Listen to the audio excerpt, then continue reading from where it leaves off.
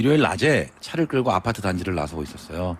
창문을 열고 천천히 가고 있는데 저 앞쪽에 얼룩말무늬 몸에 딱 달라붙는 아주 짧은 원피스를 입은 아가씨가 총총총 뛰어가고 있었어요. 그 앞에는 노부부가 천천히 걸어가고 있었어요. 할아버지는 할머니보다 한 발 뒤에 서서 걸어가고 계셨어요. 솔직히 몸매 좋은 여성을 보면 남자들 대부분 눈이 가는 게 사실이잖아요. 문득 궁금해졌어요. 할아버지가 연세도 되는데 눈이 갈까? 그때 얼룩말 처자가 노부부를 스쳐 지나갔어요. 할아버지의 동공이 얼룩말 처자의 동선을 그대로 따라가더군요. 저는 속으로 웃으며 신호에 걸려 멈춰섰는데 노부부도 횡단보도에 신호대기를 하고 계셨어요. 얼룩말 처자는 다른 길로 빠졌고 할머니가 기습적으로 할아버지께 물으셨어요. 봤지? 안 봤어. 안 봤어. 봤잖아. 얼룩말 봤어 안 봤어? 안 봤다니까. 그래, 안 봤어. 안 봤어. 누가 봐도 아씨, 뭘. 이라고 받아쳤어야 했는데 할아버지께서 잘못 받아쳤네 하는 표정이었어요. 할머니는 확실치 않은 카운터 펀치를 날렸습니다. 개가 똥을 끊지 아이고. 할아버지는 고개를 숙였어요. 아는 동생의 일입니다. 이 동생은 원래 서울이 집인데 학교 때문에 울진에 내려가 있죠. 하루는 채팅 사이트를 통해 여자를 만나게 됐는데 처음 인사를 나눌 때 자기는 서울에 산다고 한 거예요. 울진에 산다고 그러면 안 만나줄까 봐요. 왜? 근데 그 여자분은 당진에 살고 있었어요. 조금 먼 것 같았지만 동생은 대화를 나눌수록 여자에게 빠져들었고 몇 번의 만남 끝에 사귀는 초기 단계로 진입할 수 있었더랬죠. 그런데 얼마 안 가 동생에게 울면서 전화가 왔어요. 형, 나 그 여자랑 헤어졌어. 술 좀 사줘. 형 헤어졌어 나. 야, 왜? 잘 만나고 있는 거 아니었어? 나도 걔가 좋아. 너무 좋아. 근데 내가 너무 힘들어. 뭐가 그렇게 힘든데? 형, 걔는 내가 서울 사는 줄 알잖아. 그래서 나 걔 만날 때마다 서울까지 왔다 당진으로 가서 만났어. 뭐? 아니 걔가 자꾸 터미널로 마중을 나오고 터미널에서 배웅을 해. 내가 어떻게 울진에서 버스를 타겠어. 그러면서 둘의 데이트 코스를 설명해 주는 거예요. 형, 울진에서 서울 가는 첫 차가 7시야. 그럼 새벽 5시에 일어나서 준비하고 나와서 첫 차를 타고서 동서울 터미널로 오면 11시가 조금 넘어. 근데 당진 가는 버스가 동서울에 없고 강남 터미널에 있어. 그럼 또 강남까지 내가 가야 돼. 강변역에서 지하철을 타고 고속버스 전역까지 1시간 정도 걸린다? 그럼 당진 가는 버스를 타고 당진까지 가는데 또 2시간이 걸려. 그래서 얘 만나려면 벌써 2시나 3시에 가야 돼. 근데 또 한두 시간만 만나고 그냥 바로 헤어져야 돼. 왜? 울진 내려가는 막차가 8시야. 그럼 동서울 터미널에서 8시 전에 와야 되거든. 그러려면 강남 터미널까지 7시 전에 와야 되고, 그럼 당진에서 5시 전에 출발해야 되는데 그렇게 막차 타고 울진 오면 밤 12시야. 형, 나 너무 힘들어. 못 만나겠어. 새벽 5시에 기상해서 하루 종일 버스만 타고 다니다 2시간 데이트하고 밤 12시에 귀가하는 생활을 하다 보니까 동생은 점점 피폐해졌고, 여자는 자기 만날 때 늘 힘들어하고 시기만 보고 일찍 헤어지는 동생에게 마음이 식었다고 생각하고 먼저 이별 통보를 했대요. 그리고 동생은 살기 위해 헤어짐을 선택했다고 합니다. 지금은 돈 모아 중고차를 샀대요.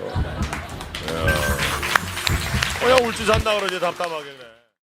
조카가 어린이집에서 공공예절에 대해 배우고 왔어요. 제 방에 있던 담뱃갑을 발견하고는 삼촌, 담배는 공공장소에서 피우는 거 아니래. 오. 야, 누가 그래? 어린이집 선생님께서 그러셨어. 선생님? 며칠 전 백수라 할 일 없던 제가 형수 대신 어린이집에 조카를 데려다주러 갔다가 배웠던 긴 머리에 상냥한 미소가 샤방샤방 반짝이는 선생님이 떠올랐어요. 선생님께서? 공공장소에서 피우면 안 되고 몸에 아주 안 좋대. 그러니까 삼촌 이거 피지 마, 이거 버려. 힘든 백수 생활에 위로를 주고 있던 담배를 든번에 끊겠다고는 할 수 없어서 말을 돌렸죠. 어떻게 몸에 안 좋다는데? 그게 내일 선생님께 다시 배워와. 어디에 어떻게 안 좋은지 삼촌한테 알려주면 삼촌이 생각해볼게. 다음날 놀이방에 다녀온 조카가 자신있게 말하더군요. 삼촌, 선생님이 그러시는데 담배는 건강에 해롭고 키도 안 크고 머리도 나빠진대. 그러니까 담배는 안 좋은 거야. 그래? 근데 삼촌은 건강하고 키도 이미 다 크고 공부도 다 했는데 이제 더 나빠질 머리도 없어. 너 다른 건 없니? 조카가 다른 할 말이 없어 당황하자 이때다 싶어. 그럼 네가 내일 가서 선생님 전화번호 알아오면 삼촌이 전화해서 자세히 물어보면 되지 않을까? 오, 이런 식으로 전번을 조카를 이용해 선생님 전화번호를 알아내기 위한 수작이었죠. 그런데 다음날 삼촌, 선생님 전화번호 가졌어? 선생님이 그러시는데 뭔가 전할 말이 있는 것처럼 뜸을 들이고 있더니 그래 뭐라고 선생님 뭐라고 하셨어? 삼촌 그냥 피래. 그대로 담배값 들고 집 앞 놀이터로 나갔습니다. 제가 고등학교 때 일인데요. 우리 학교 선생님 중에 별명이 빠꼬미가 있었어요. 야자 시간 감독할 때 뒷문만 빠꼬미 열어보는 선생님이라서 그런 별명이 붙었는데요. 빠꼬미 선생님도 성깔이 녹록지는 않으셨죠. 하루는 제 친구가 야자 시간에 만화책을 보고 있었어요. 그런데 마침 그날 빠꼬미 선생님의 감독날이었고 교실 문을 빠꼬미 열어보시는 선생님을 느끼지 못한 그 친구는 딱 걸린 거죠. 만화책을 뺏기고 온갖 사정을 다 해봤지만 소용이 없었습니다. 그렇게 만화책을 뺏겨버린 그 친구는 매우 화가 나서 집에 가서 온갖 짜증을 냈대요.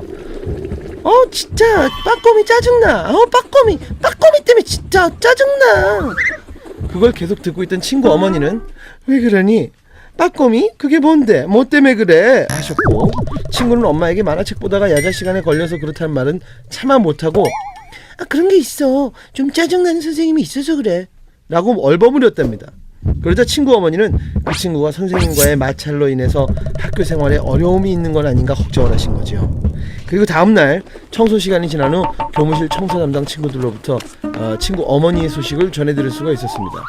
한 손에 과일 바구니를 하나 드시고 단정하게 차려 입으신 학부모님이 교무실 들어와서는 이렇게 말씀하셨대요. 저 실례지만 여기 박꼬미 선생님 계십니까?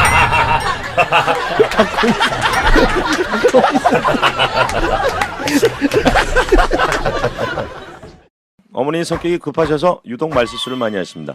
랄랄랄랄랄랄랄랄랄 전화벨이 울리면 원천아 세탁기 좀 받아봐라. 가끔 아들 이름도 바꿔서 부르세요. 아주 자연스럽게 자꾸 저한테 수철아 하십니다. 저는 원철인데요. 온 가족과 친척들을 통틀어 수철이라는 이름을 가진 사람도 없어요. 수철이는 누굽니까 도대체? 그리고 완전히 생뚱맞은 말을 하시기도 하십니다. 축구를 보다가 한 선수가 넘어져서 구르는 걸 보시더니 아이고 쟤 뺄렐레 하네. 대체 뺄렐레가 뭘까요? 또 주방에서 소쿠리로 상추를 씻으시다가 어머 소쿠리가 새네. 소쿠리는 당연히 새죠. 또 꽤 오래전에 포청천이라는 중국 드라마를 보시면서 식사를 하시다가 갑자기 제 동생한테 대뜸 너 포청천 끓였어? 보리차를 말씀하시는 것 같았어요. 이번 외계인이 외계인. 또 어떤 날은 아버지가 퇴근하시고 인터폰을 누르니까 받으시면서 하시는 말씀이 네 장의사입니다. 뭐야? 갑자기 왜? 예전에 아버지가 장의업을 하신 적이 있으니까 예전에 한 거 근데 왜? 추운 날 집에 온 사위한테 아이고 자네 추울 때는 밥을 든든히 입고 다녀야 돼. 밥 든든히 먹고 옷을 따뜻하게 입으라는 말을 그냥 줄여버린 거죠. 고등학교 때 어머니와 아버지께서 같이 누워 다정하게 TV를 시청하시는데 제가 급하게 용돈이 필요해서 어머니 앞에 앉아 돈 좀 달라고 보챘죠. 어머니는 돈 없어! 딱 잘라 말씀하셨지만 전 계속 졸랐죠. 아버지께서 가만히 보고 계시더니 한 말씀 하셨어요. 그거 그냥 좀 줘라 좀. 그런데 갑자기 어머니가 아버지 쪽으로 얼굴을 돌리시더니 이 새끼가 정말!